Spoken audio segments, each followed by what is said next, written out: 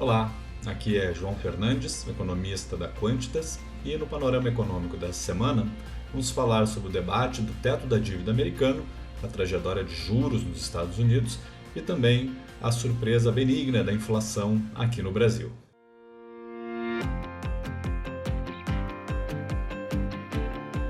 A semana passada foi muito marcada pelo debate em relação ao teto da dívida pública americana. Esse teto é estabelecido pelo Congresso e limita o quanto o Tesouro americano pode se endividar em algum momento do tempo. Como estamos chegando próximo desse limite de dívida, isso significa que, caso não haja um aumento desse limite por parte do Congresso, os Estados Unidos não poderão mais emitir dívida para financiar as operações no mercado de títulos públicos. Vamos lembrar que quando um título vence, é praxe os tesouros ao redor do mundo emitirem dívidas novas para pagarem essas dívidas antigas que estão vencendo, de certa forma rolando isso ao longo do tempo. Esse impeditivo de aumentar a dívida significa que os Estados Unidos não poderiam emitir dívida nova. Como a situação de caixa medida pela conta do Tesouro americano já está muito baixa, isso significa que há a possibilidade de ele não conseguir pagar a dívida que está vencendo caso não haja uma nova emissão. Isso seria algo inédito na história, pois representa um calote, um default da dívida americana. E além disso, também acabaria impondo que o governo americano cortasse gastos bastante essenciais para manter a máquina pública funcionando. Isso é o chamado shutdown do governo, que também tem implicações relevantes para a economia.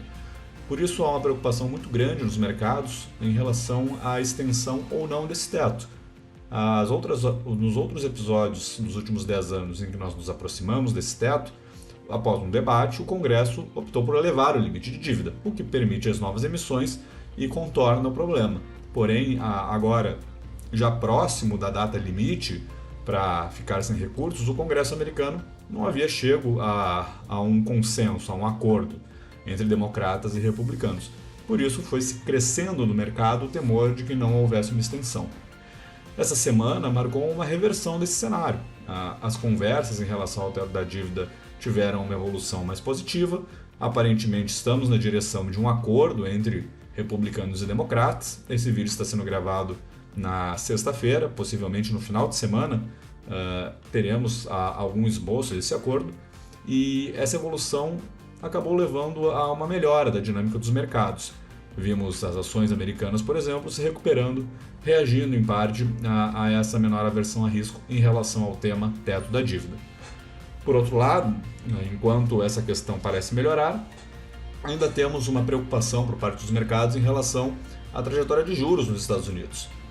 Houve uma percepção bem disseminada de que o Fed, o Banco Central, teria chego já ao patamar terminal de juros, que não subiria mais. Porém, os últimos 7 a 10 dias trouxeram, além de discursos ainda preocupados com a inflação por parte dos membros do Fed, também dados de atividade e inflação mais pressionados, o que acabaram levando a um retorno da percepção de que o risco de mais uma alta de juros está bastante na mesa e que não estaríamos no final desse processo. Então houve um aumento das taxas curtas americanas, principalmente, precificando um juro mais alto, e é claro que isso tem efeitos adversos sobre determinados mercados. É algo que, no fim das contas, acaba representando uma atividade mais fraca à frente e, obviamente, não é algo positivo para a dinâmica do preço das ações. Ainda que, claro, a discussão sobre o teto da dívida tenha predominado, né, quando o assunto é a ação do mercado.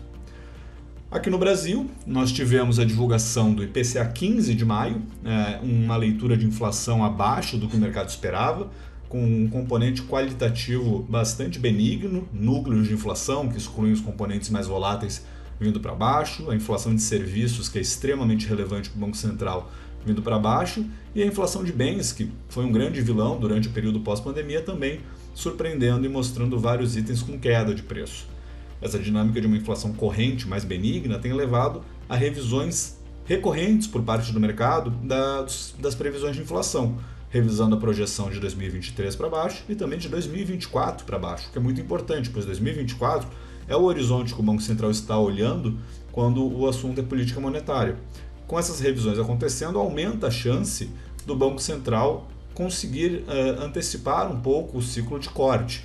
de fato, as expectativas de mercado vêm vindo para um momento mais próximo do tempo, no que tange a quando o Banco Central vai, afinal, derrubar os juros.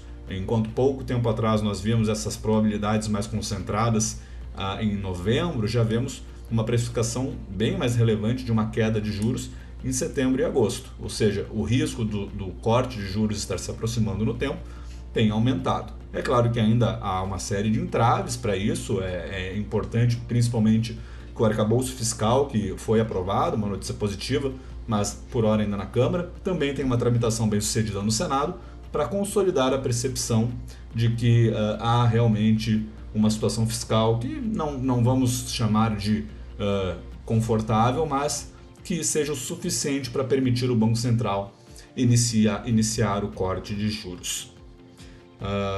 Por conta disso, nós ainda não fizemos uma revisão oficial do nosso cenário, ainda vemos incertezas à frente, temos como call uma queda de juros em novembro, mas é importante frisar que o risco dessa queda acontecer antes, é claro, tem se elevado. Essas são as principais informações para você começar a sua semana bem informado.